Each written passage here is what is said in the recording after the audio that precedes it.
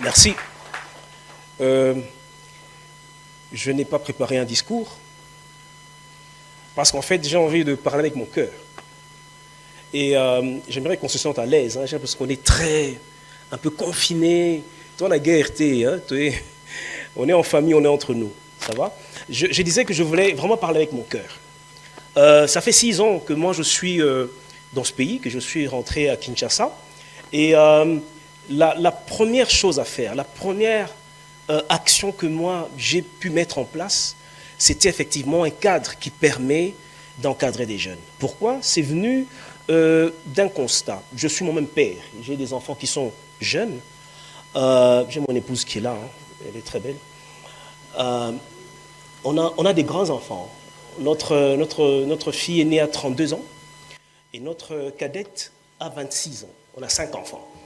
Et le fait de passer beaucoup de temps effectivement avec les jeunes, c'est peut-être ça qui a mis en moi quelque chose de particulier avec les jeunes.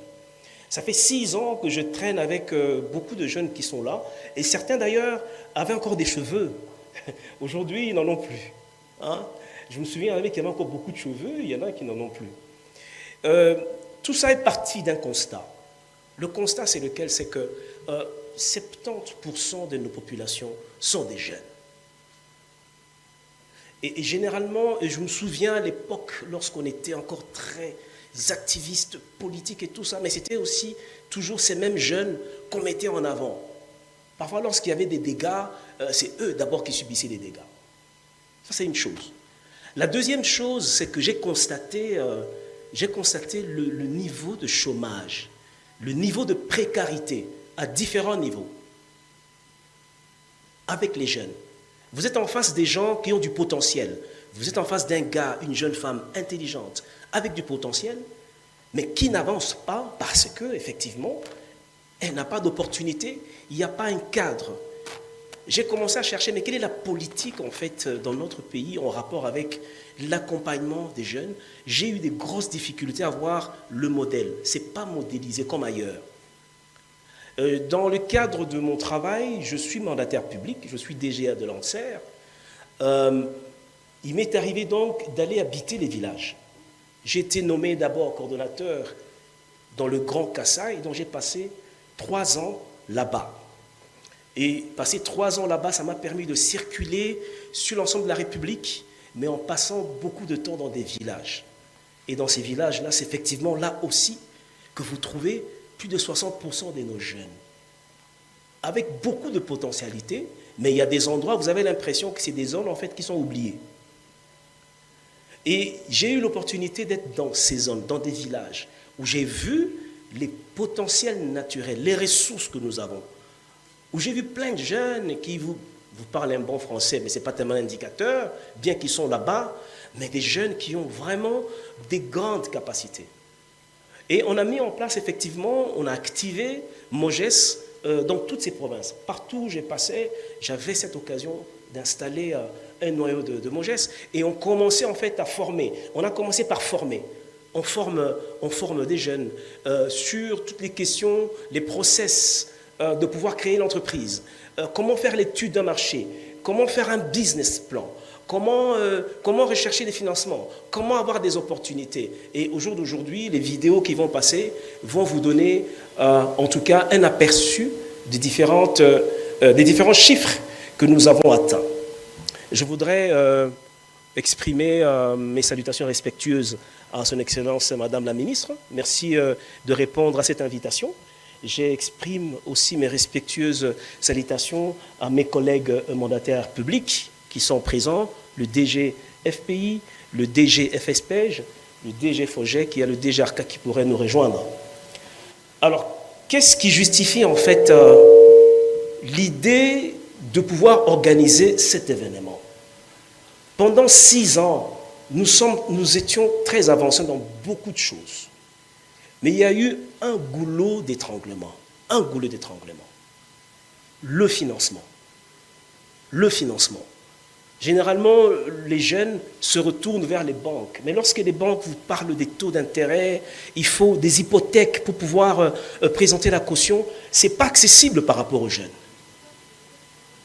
Et aujourd'hui, nous nous sommes dit, ayant identifié le goulot d'étranglement assez déterminant, c'est ce goulot d'étranglement qu'il faut arriver à pouvoir déverrouiller.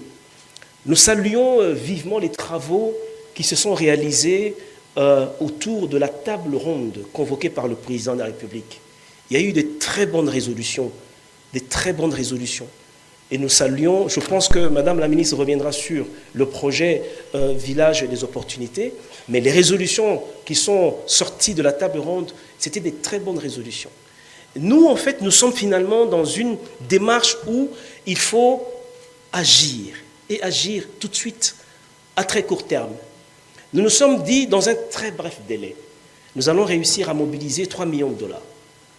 On peut utiliser 2 millions de dollars comme un levier financier, et puis 1 million de dollars faire des financements directs, mais démontrer qu'il est possible. En fait, c'est une démarche pour prouver qu'il est vraiment possible, à une échelle réduite, 3 millions de dollars, de pouvoir aller très loin avec l'entrepreneuriat des jeunes.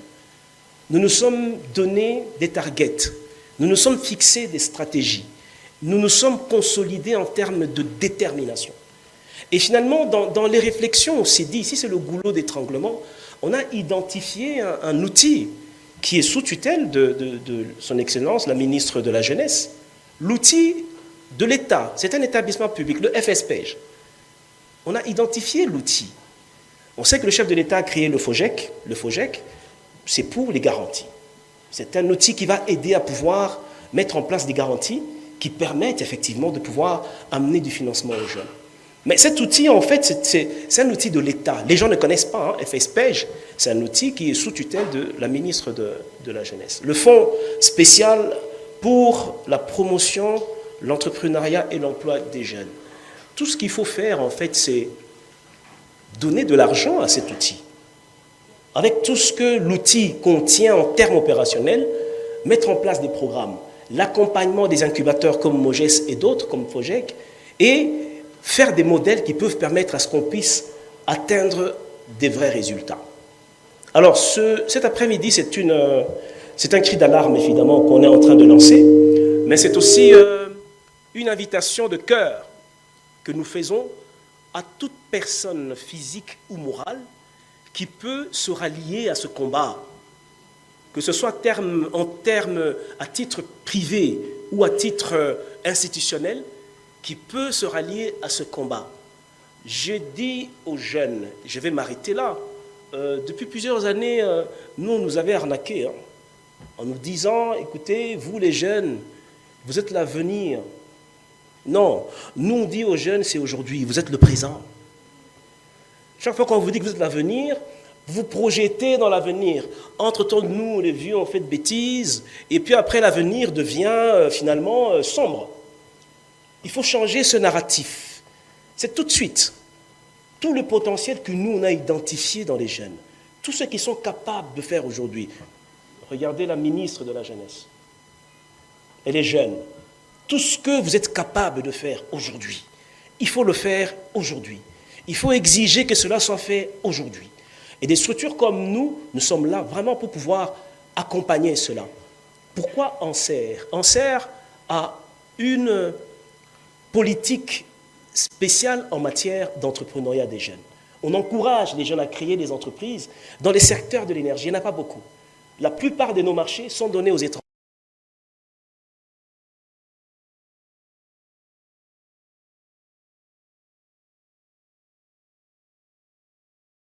Dans les différents projets. Aujourd'hui, Anser a signé un protocole d'accord avec le DG du FPI, et je salue vivement sa présence. Mais notre protocole d'accord entre Anser et le FPI, c'est pour effectivement créer l'entrepreneuriat dans les zones rurales et périurbaines, évidemment dans les périphéries de Kinshasa. Et maintenant, ça c'est pour nous, mais de manière générale, le FPI a une dimension nationale. Ce MOU va permettre effectivement que lorsque nous on construit des centrales, le FPI viendra financer des projets de petites industries, transformation maïs, jus et tout ça, qui vont profiter d'énergie que nous on produit, et cela va aider à créer de la richesse dans la zone, à donner de l'emploi aux jeunes et à leur donner les capacités financières. Je voudrais déclarer ouvert en fait ces travaux et solliciter le cœur de chacun de vous être attentif à tout ce qu'on dira et surtout l'engagement d'accompagner la démarche. Nous serons disposés à répondre à toutes les questions tout à l'heure et on sera prêt aussi, lors des pauses, de pouvoir répondre aux questions et discuter. Merci beaucoup à vous.